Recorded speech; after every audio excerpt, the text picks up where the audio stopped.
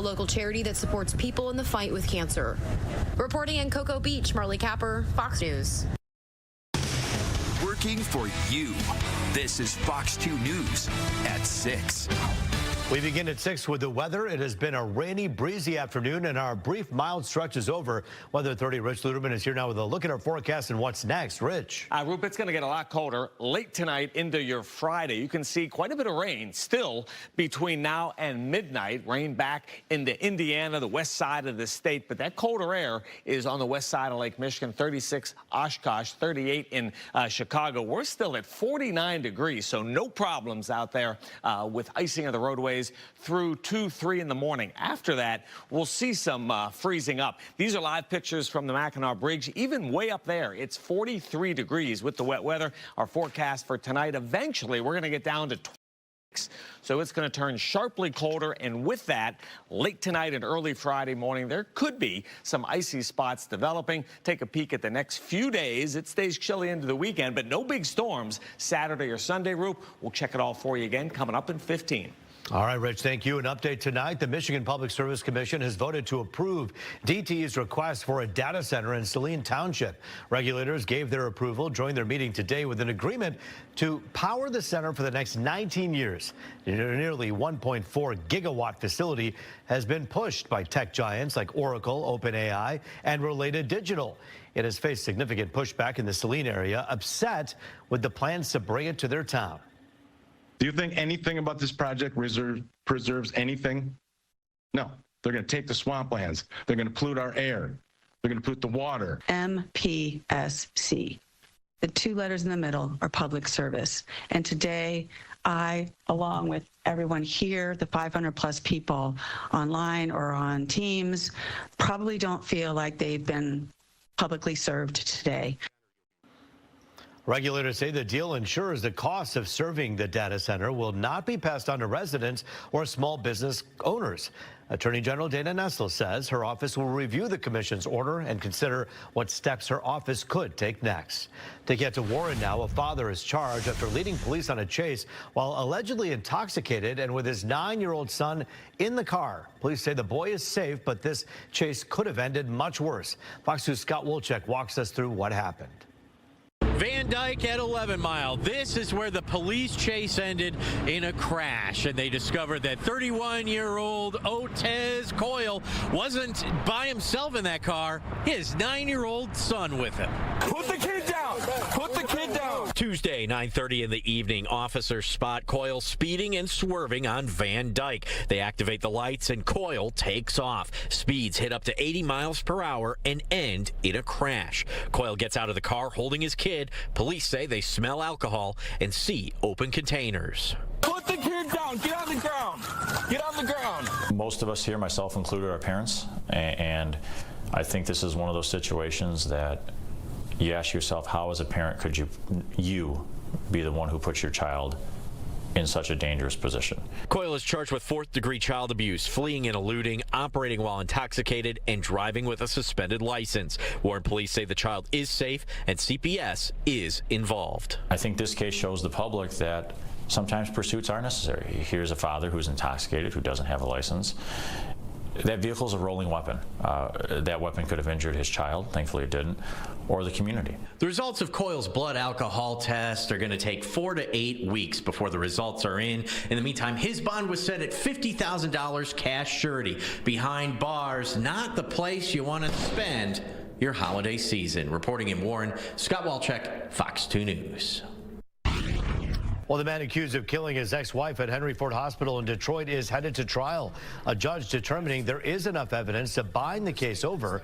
Mario Green is accused in the shooting death of Latricia Green back in August. During today's hearing, prosecutors showed video that appeared to show Green walking toward Latricia's office the morning of the shooting. We also heard from a witness who worked with Latricia Green the day she died. Do you recall the nature of the conversation between Mario and Trish? He was just asking her questions like, oh, I need help with a bill. Can you come out to the hall? And she was working and answering his questions. What happens next after you hear their conversation. I heard a gunshot. Mario Green faces first-degree murder, aggravated stalking, and numerous weapons charges. He'll be back in court next week. A stray dog fatally shot over the weekend while St. Clair County deputies tried to restrain him. Now, body cam video of the incident is making the rounds on social media. Fox News' Lauren Edwards joins us live with more on what happened. Lauren, what does the video show us? Roop, I can tell you that all around this is truly a hard and heartbreaking story. Now, we're about to show that video. It's eliciting a lot of emotion. And I just want to warn all of our viewers that what you're about to see just may be disturbing, but take a look at your own discretion. Let's get into the details. St. Clair County Sheriff's Office says that Saturday evening, a family found a lost dog in Casco outside in 9-degree weather and brought it to animal control. They say it was closed at the time, but waited for deputies to arrive, and when they came, the deputy they said that they saw the dog in the hatch of the vehicle, and when they approached that dog, it became aggressive and bit it twice. The dog bit the deputy twice. Deputy resecured the dog back into the vehicle and called EMS. The deputy sought treatment at the hospital and was released. Other deputies relocated the dog, trying to get it actually inside the building using a proper dog stick, they say, but deputies say it was still aggressive, thrashing out multiple times, and after that it was fatally shot. Now, animal rights groups and advocates were upset. Kelly Labonte of Detroit Animal Welfare Group says it was brutal. Labonte says the family who found the dog contacted her Saturday night. She says the family told her the dog was not aggressive with them, and they gave it treats, fed it treats, and Labonte believes that ultimately this could have ended differently.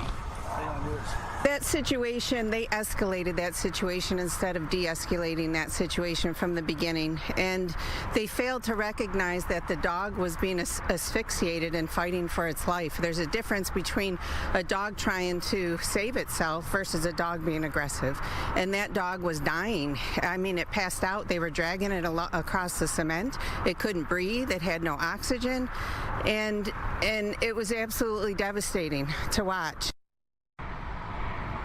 Now, Fox 2 reached out to St. Clair County Sheriff's Office for an interview. They declined our request, but stated in a release, quote, "This is never the result I would hope for in situations like this. The deputy that attempted to help this dog was sent to the hospital as a result of this dog's aggression. It is an unfortunate situation that the deputies attempt to avoid at all costs, but public safety remains our top priority here at the Sheriff's Office." And St. Clair County Sheriff's Office says that they are currently looking for the dog's owner, but again, an all-around just hard story. Reporting live, Lauren Edwards, Fox 2 News. Yeah, just to be clear, it seems like they were obviously trying their best to bring this dog inside, as they mentioned in there.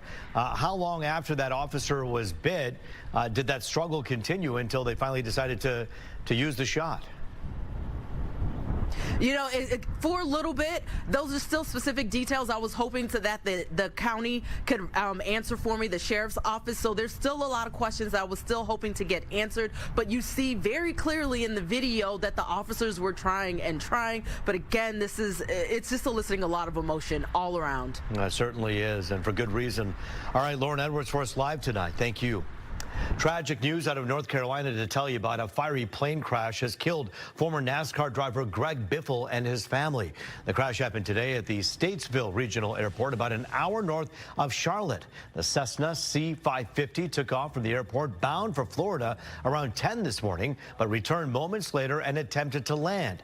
After crashing, the plane burst into flames. 7 people were killed, including Biffle, his wife, and their 2 children. There was some drizzle and clouds at the time of the crash. In a statement, NASCAR called the news devastating. Biffle won more than 50 races across NASCAR's top 3 series. He was 55 years old. The FAA is now investigating the crash. Well, it's one of the most significant changes to U.S. drug policy since the 1970s. President Trump is easing federal restrictions on marijuana, lowering its legal classification, and opening the door for more research opportunity. But there will also be some major restrictions on recreational use. Fox's Rebecca Castor explains what this all means.